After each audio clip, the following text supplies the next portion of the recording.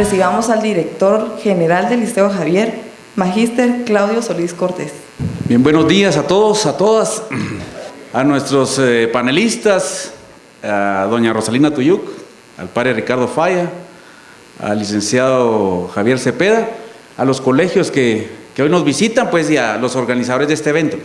Fundamentalmente nuestro deseo, nuestra intención al colaborar con el programa Liderazgo Joven, con nuestro primo hermano la Landívar, la Universidad Rafael Landívar, es ver cómo vamos incidiendo de alguna manera en la conciencia de todos los guatemaltecos y guatemaltecas. Para nadie en este recinto es ajeno la necesidad que tiene el país de mentes potentes, inteligentes como ustedes, de corazones sensibles y de manos fuertes para cambiar el país. Creo que todos estamos en esta misma sintonía.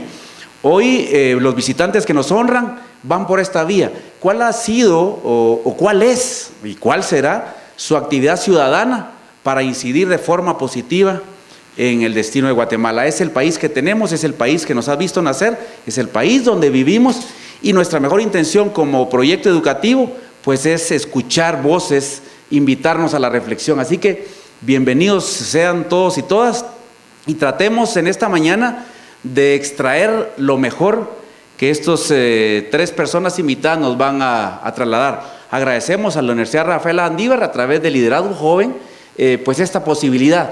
¿Qué significa ser líder en Guatemala? ¿Cómo podemos serlo? ¿Qué sueños tenemos para nuestro país?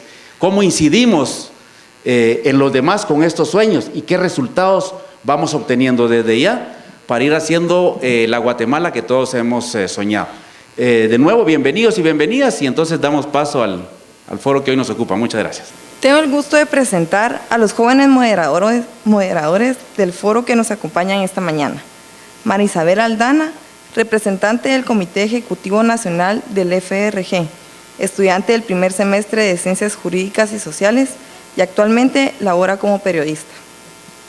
Héctor Herrera, director ejecutivo de la Red de Jóvenes Voluntarios, maestro de Educación Primaria y estudiante del 5º año de Pedagogía y Derechos Humanos. Bueno, nosotros tenemos el gusto y el honor de presentar a nuestros panelistas. Tenemos a Javier Cepeda, director ejecutivo de Cámara de Industria de Guatemala. De nacionalidad guatemalteco, estudió en el Liceo Javier en la promoción 22 y Universidad Rafael Landívar, miembro fundador de la Fundación Jorge Toruño. También nos acompaña la señora Rosalina Tuyuk. Es una activista guatemalteca de origen maya cachiquel, nacida en San Juan Comalapa, Chimaltenango, en 1956. Fue diputada del Congreso de Guatemala de 1996 al 2000 por el Partido Frente Democrático Nueva Guatemala, ya desaparecido. Es la secretaria general de la Coordinadora Nacional de Viudas de Guatemala, CONAVIGUA. Un fuerte aplauso, por favor.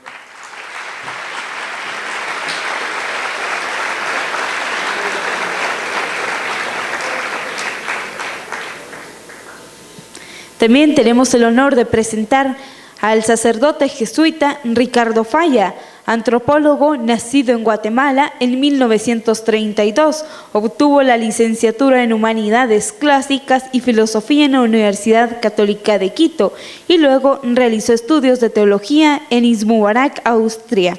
Asimismo, es doctor en antropología por la Universidad de Texas. Ha sido profesor en las universidades jesuitas de Guatemala, Nicaragua y El Salvador, así como en la Universidad San Carlos de Guatemala. Bienvenidos. Y es así como damos inicio a este foro. Vamos a empezar diciendo, Javier Cepeda, ¿qué pensaba de los adultos cuando tenía entre 20 y 28 años de edad? Ya no me acuerdo. No, primero quisiera responder con una repregunta a los jóvenes que están enfrente. ¿Qué tal estuvo la fiesta de anoche de la despedida de cuarto quinto? Realmente, ¿qué pensaba de los adultos? En ese entonces yo creo que los adultos no me interesaban mucho, me interesaba más mi vida, mi entorno, mi mundo, mi fiesta, porque lamentablemente así es uno en esas edades y probablemente no pensaba mucho en los adultos, pero realmente no fue así, no fue así. Y había una particularidad en el Javier, cuando estábamos cabalmente en cuarto o quinto curso, no sé a quién se le ocurrió la brillante idea de tener una promoción de exalumnos que eran como que los padrinos de cuando yo estaba en cuarto o quinto curso. Entonces había un respeto y una admiración hacia los adultos. Esta era la promoción de Oscar Berché, de Miki Fernández, de los Clos.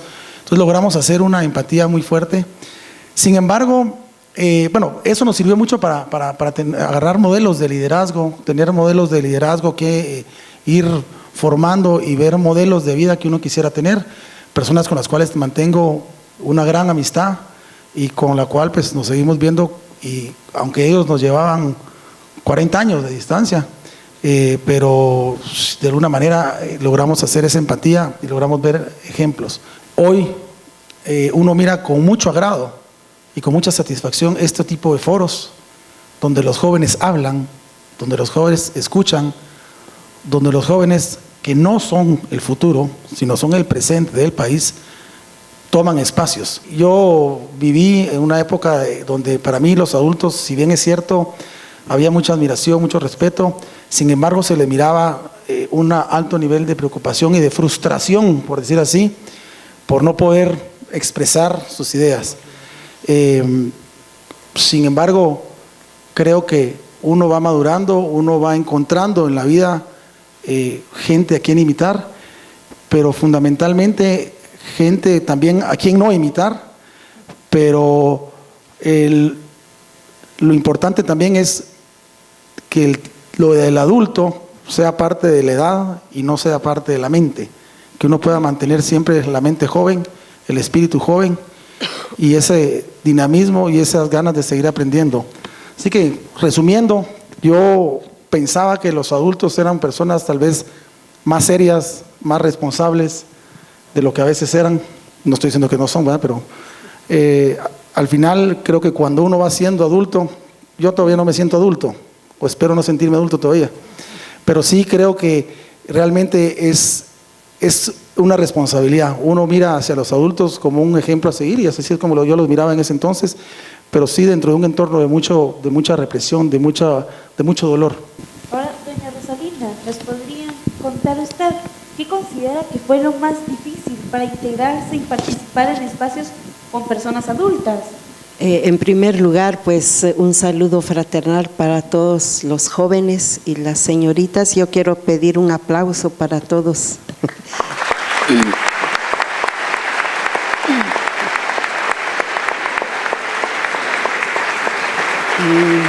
Y en segundo lugar, pues felicitar este tipo de esfuerzo desde todos los organizadores, pero también felicitar la participación de todos los jóvenes.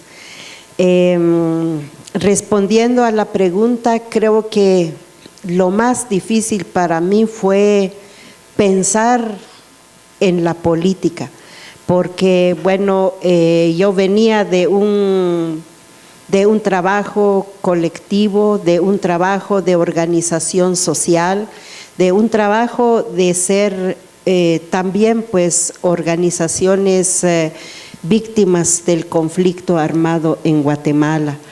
Y tal vez un primer obstáculo fue el miedo, un segundo obstáculo fue tener una participación plena, con que nosotros apenas sobrevivimos de las masacres.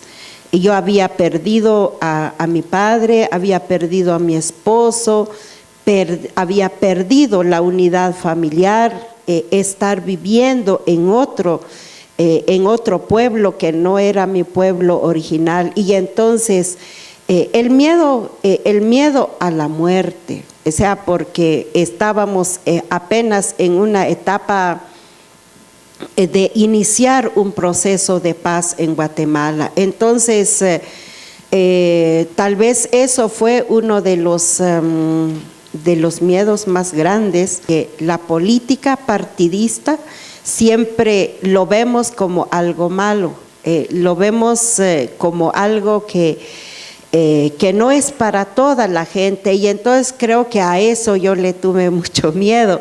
Sin embargo, pues me tocó ahí sí que el papel de levantar la voz de las mujeres, la voz de los pueblos indígenas, y luego también enfrentarme a ese reto de conocer el mundo político.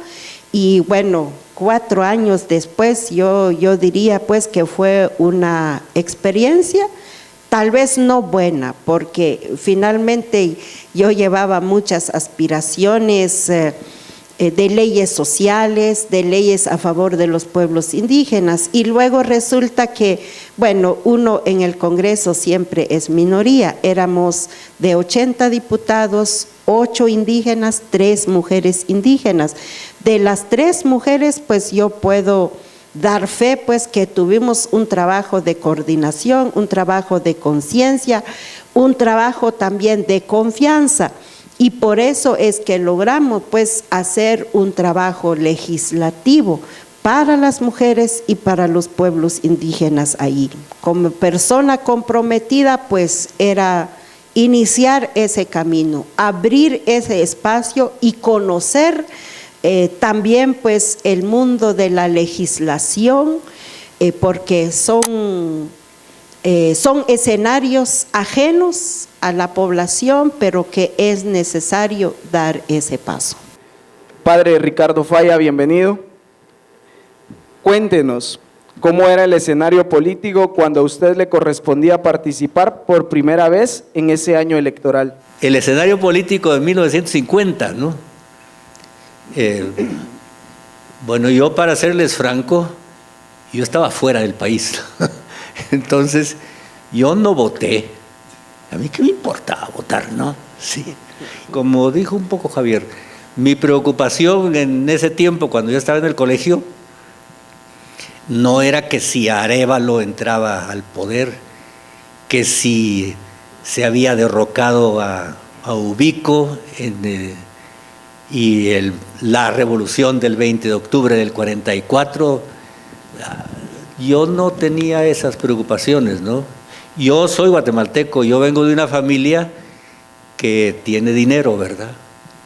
Entonces, a nosotros o a mí como familia me tocó ese momento de 1950-54, era una... ¿Por qué? Porque estaba la ley de reforma agraria en el 52, reforma agraria. Entonces, esos eran esos tiempos. Yo era anticomunista, ¿no? Porque, bueno, a mi familia le querían quitar las tierras, ¿no? Y les quitaron tierras en esos tiempos del 54, ¿no? Pero yo no participé, ni siquiera voté, porque yo quería entrar a la Compañía de Jesús. Bueno, eso sí, desde que tenía yo, tal vez, ¿cuántos años tenés vos? 16, pues cuando yo tenía 16 años yo ya había dicho, yo voy a entrar a la Compañía de Jesús, ¿no? ¿Qué hice yo en ese tiempo?